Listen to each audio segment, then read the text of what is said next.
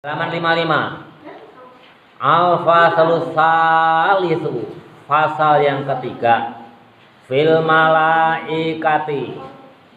Nah, ini udah ya? 58. Bismillahirrahmanirrahim. Al malaikatu. Nah, adapun beberapa malaikat al asyrota yang 10, yang jumlahnya 10. Alaihim assalam, alaihim atas malaikat yang 10 assalamu keselamatan. Qala berkata an-nazimu ahli nadhaman, yakni Syekh Muhammad siapa? Ahmad Marzuki al-Maliki. Qala telah berkata an-nazimu ahli nadhaman rahimallahu, semoga Allah merahmati. Tafsilu asri minhum Jibrilu Mikalu Israfilu Azrailu Mungkar nakir wa raqibun wa kadza atidun malikun waridwanu ihtaza. Dua nadhaman. Tafsilu asrin, tafsilu rinciannya, maksudnya ya rinciannya malaikat, ya. Rinciannya jumlah malaikat. Tafsilu rinciannya asrin, nah, tafsilu rinciannya malaikat asrin yang 10. Minhum dari mereka malaikat yang 10. Nah, perinciannya apa? Yang pertama Jibril, malaikat Jibril. Mikael, yang kedua malaikat Mikail. Israfil, yang ketiga malaikat Israfil. Azrailu, yang keempat malaikat Israel. Mungkaru, yang kelima malaikat Mungkar. Nakirun, yang keenam Nakir. Warokipun, 7 malaikat Raqib. Wakada, dan seperti ini Atidun, yang ke-8 malaikat Atid. Malikun, yang ke-9 malaikat Malik. Waridwanun, dan yang ke-10 malaikat Ridwan. Ihtaza, yang berturutan seperti ini dari malaikat Jibril sampai malaikat Ridwan. Jadi berurutan. Asyarhu, adapun penjelasannya, yajibu wajib ala kulli mukallafin. Ala kulli mukallafin, kepada setiap orang yang telah terkena hukum Islam. Mukallaf itu terkena hukum Islam, itu wajib ya. Yajib wajib ayak takida agar berkeyakinan, harus berkeyakinan. Asyrotan, ada 10 minal malaikati, dari malaikat. Ala wajhid tafsili, dari wujud rinciannya. Bima'rifatin, dengan mengetahui. Asma'ihim, nama-nama mereka. Wahum, dan mereka itu ya yang 10 tadi, banyak kalian itu harus wajib hafal. Jadi menurut Syekh Marzuki, setiap orang Islam itu, seorang yang mukallaf itu harus hafal minimal ini nama 10 malaikat ini. 10 malaikat, nama-namanya, itu tugas-tugasnya, apalagi santri itu wajib hafal, wajib kenal ya di sini, wajib kenal. Bima'rifati asma'ihim, dengan mengenal nama-nama mereka. Wahum, dan adapun menurut mereka para malaikat, nomor 1 Jibril, malaikat Jibril ya, dikebut ini enggak perlu penjelasan secara jelas. Jibril bau, yang pertama malaikat Jibril. Wa dan adapun malaikat Jibril malakun, malaikat al-wahyi, yakni yang membawa wahyu. Nah, jadi malaikat Jibril itu adalah pembawa wahyu. As-safiru, yang menjadi penghubung. As-safiru, yang menjadi penghubung bainallahi, antaranya Allah, wa anbiya'ihi, dan para nabinya Allah. Jadi malaikat Jibril itu tugasnya membawa wahyu, menjadi penghubung antara nabi dengan Allah. Siapa yang mau diberi yang akan diberi wahyu itu sebagian besar itu melalui malaikat Jibril. Jarang sekali Allah itu langsung memberikan kepada nabinya. Kepada Nabi Muhammad ya hanya satu yang diberikan wahyu itu, yakni apa? Apa? Yang langsung oleh Allah diberikan kepada Nabi Muhammad wahyu apa? Salat, ya. Salat itu diberikan langsung sewaktu ke Sidratil Muntaha. Kalau wahyu yang lain itu semuanya melalui perantara malaikat Jibril. Jadi malaikat Jibril itu tugasnya menurunkan wahyu menjadi perantara antara Allah dengan para nabinya. Mana dalilnya? Qala berfirman ta'ala wa ta'ala. Kul, katakanlah wahai Muhammad, man orang karena yang ada man aduan yang memusuhi li Jibril kepada malaikat Jibril. Fa innahu maka sesungguhnya malaikat Jibril nazala telah menurunkan Nazzalahu telah dikaruniakan kepada malaikat Jibril ala qalbika atas hati kamu. Nazzalahu telah menurunkan malaikat Jibril ala qalbika atas hatimu Muhammad biidznillah dengan Allah. Artinya apa? Yang menurunkan wahyu nazzalahu ala qalbika itu menurunkan ya. Malaikat Jibril itu telah menurunkan kepada hatimu biidznillah artinya wahyu biidznillah dengan izin Allah. Musaddiqan dan musaddiqan membenarkan lima karena sesuatu baina yadaihi antara wahyu-wahyu Allah. Jadi wahyu yang diturunkan kepada Nabi Muhammad di periode sebelumnya itu pun juga oleh malaikat Jibril.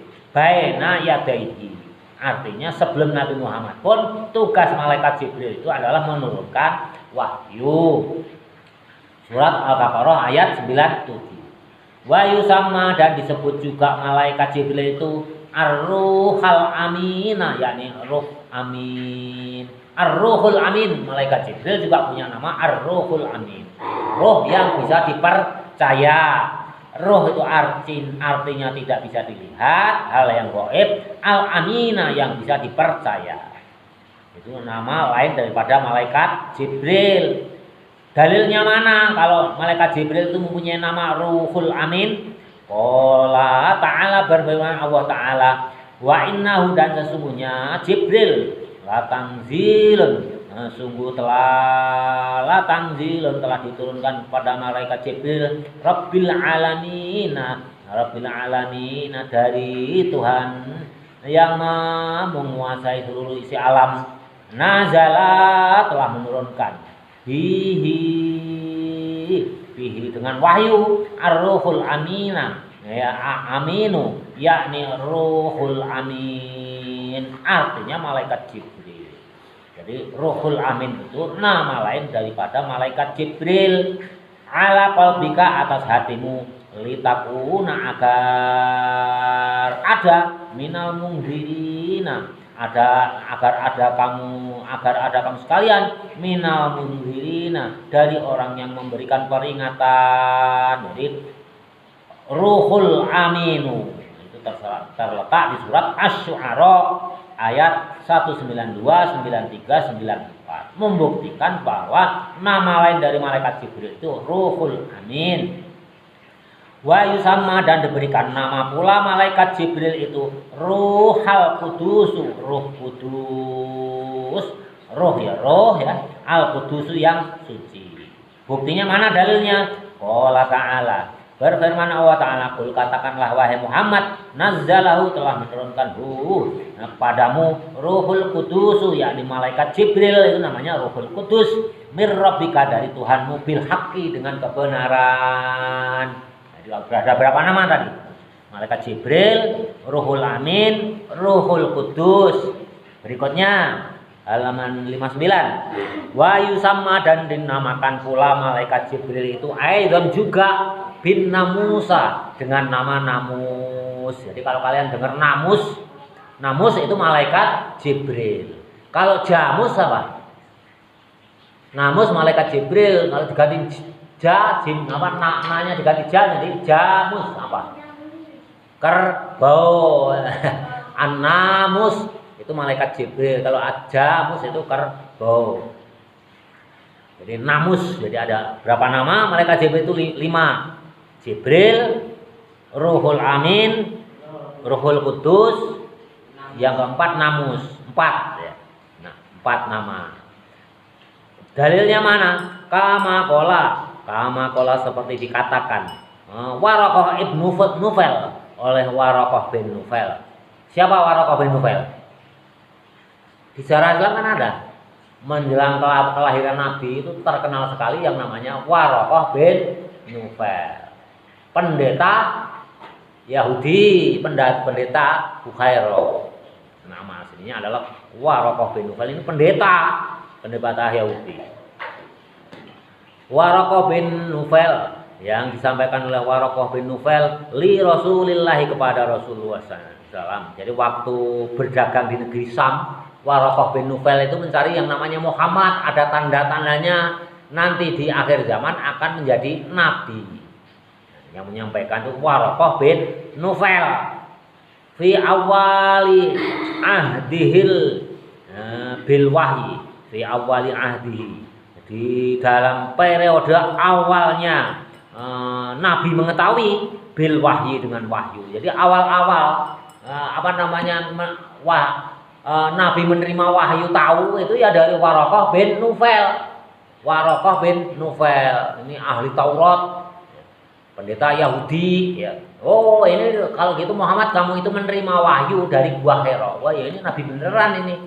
Nah, itu yang ngasih tahu kalau bahwa Muhammad itu menerima wahyu pertama kali, itu yang ngasih tahu itu Waraqah bin Nufel. Itu pendeta Yahudi, tapi juga nggak masuk Islam.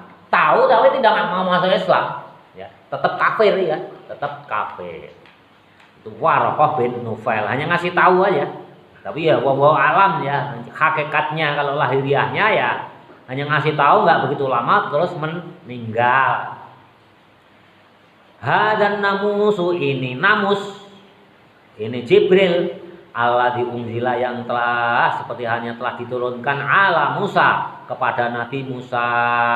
Nah, Jibril namus ini seperti halnya diturunkan kepada Nabi Musa yang membawa wahyu. Dua lagi, ya, baru 3 yang turun, yang tidur lagi. Bismillahirrahmanirrahim. Mikalu, yang kedua yakni malaikat Mikael. Wahwa dan adapun Mikael. Muwakilun yang mewakili Tuhan, yang diangkat menjadi wakil Allah bil amtori dengan menurunkan hujan, wal bahri dan mengatur laut, wal anhari dan mengatur sungai, wal arzaqi dan membagikan rezeki. Jadi malaikat Mikael tugasnya apa? Menurunkan hujan, mengatur laut, sungai dan membagi rezeki. Ingat, kalau selama ini apa? Ya kalian tahu apa? Menurunkan hujan doang ya. Yang mengatur laut, sungai, menurunkan rezeki, semuanya itu adalah tugas malaikat Mikael. Yang ketiga, Israfil. Israfil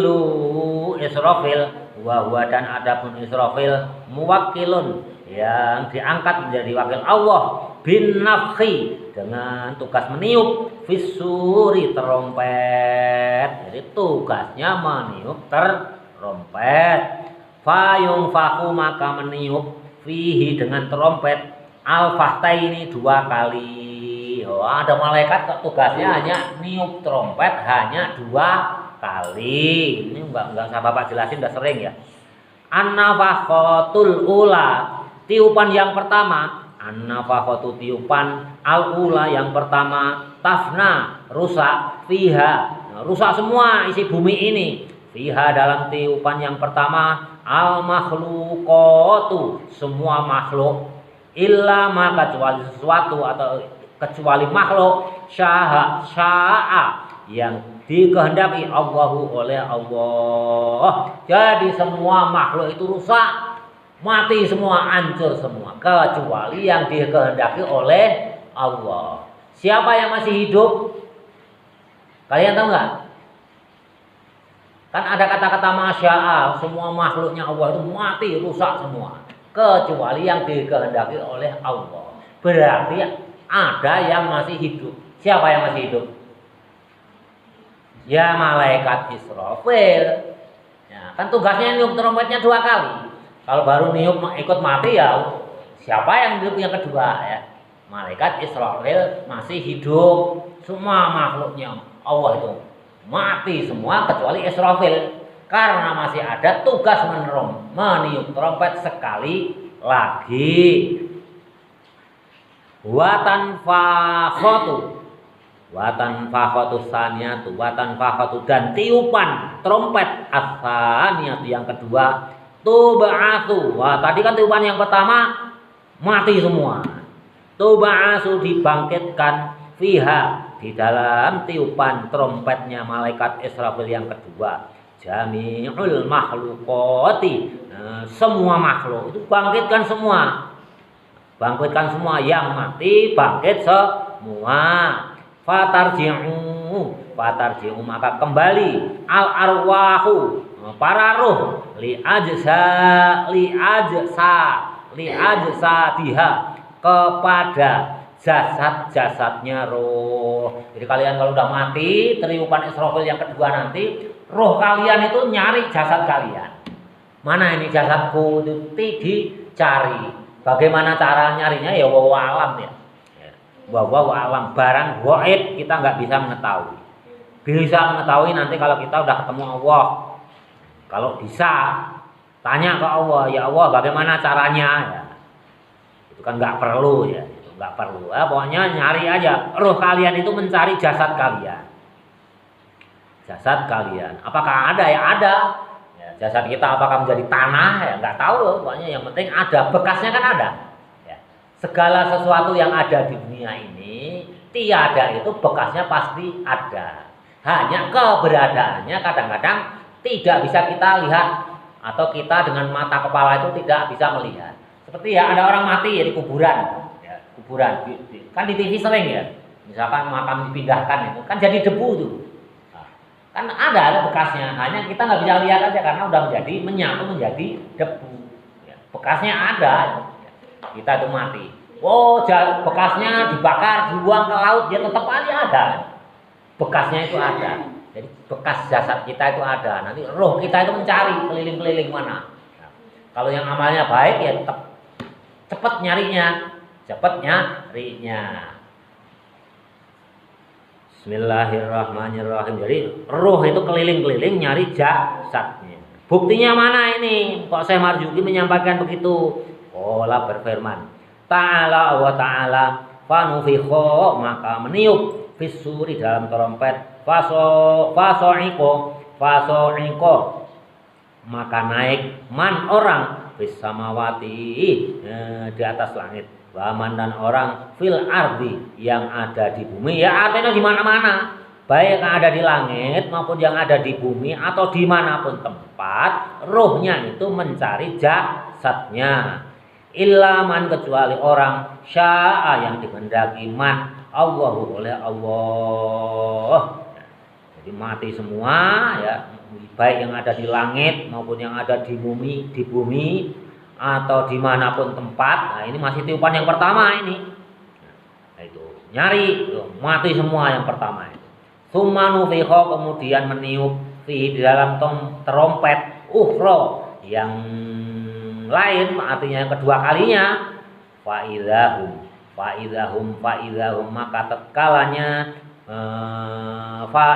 maka tetkalanya ditiup trompet yang kedua ya. Mereka itu manusia qiyamun berdiri yang duruna menunggu jasadnya ya. Berdiri itu artinya apa? Rohnya itu ya, jasadnya dimasukin roh ya, akhirnya bisa berdiri. Kalau di bahasa Quran qiyamu yang durun, artinya begitu trompet yang kedua ditiupkan, rohnya mencari jasad ya, rohnya masuk ke jasad, akhirnya kita itu bisa berdiri lagi. Menunggu yang durun, menunggu apa? Menunggu yaumul hisab. Ya. Jadi proses kiamat itu tiupan pertama makhluk mati semua, tiupan kedua dihidupkan, berdiri menunggu qiyamu yang dulu. Itu di surat apa? Al-An'am ayat 6. Surat Az-Zumar ayat 68. Jadi kita itu berdiri menunggu di hisab, itu berdiri qiyamu yang dulu. Jadi roh kita masuk ke jasad, lantas kita bisa berdiri menunggu di hisab oleh Allah. Jelas ya. Jadi ulama itu dalam kitab-kitabnya itu pakai dasar menjelaskan apa-apa yang ada di Quran dan hadis. Ya, ini dasarnya ada. Hanya kalau di sana kan nyari keliling-keliling itu nggak dijelaskan. Tahu-tahu bisa berdiri aja. Kalau kita bisa berdiri kan berarti roh kita ya, kita mati itu roh kita itu kan ila rafiqil a'la, menghadap kepada Allah. Sedangkan jasad dikubur, kiamat dibangkitkan, kok bisa berdiri menunggu? Ya, kalau manusia bisa berdiri itu berarti punya roh. Berarti roh itu mencari jasadnya. Itu dijelaskan oleh ulama. Tapi kalau bahasa Quran qiyamu yang dulu. Berdiri menunggu untuk dihisab. Bismillahirrahmanirrahim. Yang keempat, satu lagi. Azrailu, malaikat Izrail. Izrail. Wa dan adapun Izrail muwakkilun, diangkat oleh Allah menjadi wakilnya di qabdil arwahi, dengan tugas mencabut nyawa. Izrail tugasnya mencabut nyawa. Walahu dan bagi Izrail awanun, banyak para pembantunya. Banyak pembantunya Izrail itu. Tugasnya mencabut nyawa, pembantunya banyak sekali. Kalau pembantu menyambut nyawa banyak sekali, ya barangkali kita bukan langsung oleh malaikat Israel ya, oleh pembantunya. Mending kalau kita dicabut nyawa itu oleh malaikat Israel, malaikat yang papan atas, tentu kan tahu sopan santun. Tapi kalau pembantunya yang nyabut, ya, Israel nyuruh, kok kamu yang nyabut yang itu, si fulan. Nah, itu biasanya ya malaikat pembantu itu kan papan bawah, itu nggak tahu sopan santun. Cabut itu aja, nyabutnya asal-asalan, itu sakit sekali sakaratul mautnya. Sehingga digambarkan dalam hadis itu Nabi itu sakaratul maut itu sakit. Minta air kepada istrinya, ambilkan gelas diisi air, didoakan, masukkan tangannya untuk membasuh mukanya dan seluruh badan. Karena saking sakitnya sakaratul maut. Makanya kita doanya jangan ditinggalkan. Allahumma inni hawin alaina fi sakaratil maut. Ya, semuanya mati nanti ya. Kemarin yang kehilangan ibu itu belum apa-apanya. Itu justru pemicu kita untuk tambah giat. Waladun sholihun, yang mampu mendoakan kepada orang tuanya yang sudah meninggal. Itu adalah harta kekayaan orang tua. Karena hakikatnya kita gantian. Mati itu ya gantian, lahir gantian, muda gantian, tua gantian. Kadang-kadang istri juga menjadi gantian. Ya gantian kan ya. Nah, kasih ini, nanti suaminya meninggal, nikah lagi sama orang lain, kan gantian. Begitu juga sebaliknya. Ya udah biarin aja. Nah, biarin aja menjadi penyemangat. Jadi pembantunya Israel itu banyak sekali. Jadi jangan kalian bayangkan kalau kita itu pasti yang mencabut malaikat Israel sendiri. Bisa jadi sama pembantunya. Qala ta'ala, berfirman Allah Ta'ala, kul, katakanlah wahai Muhammad, ya tawaffakum yang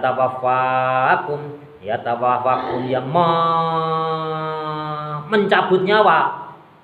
Ya tawaffa itu wafat kan. Wafat itu mati.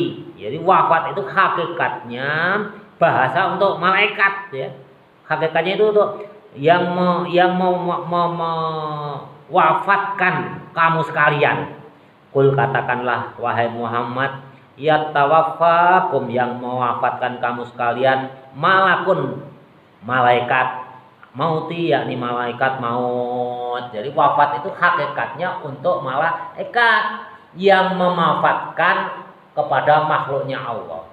Ya, itu adalah malaikat maut. Alladzi wukila, yang telah diwakilkan bikum kepada kamu sekalian. Surat Sajadah ayat 11.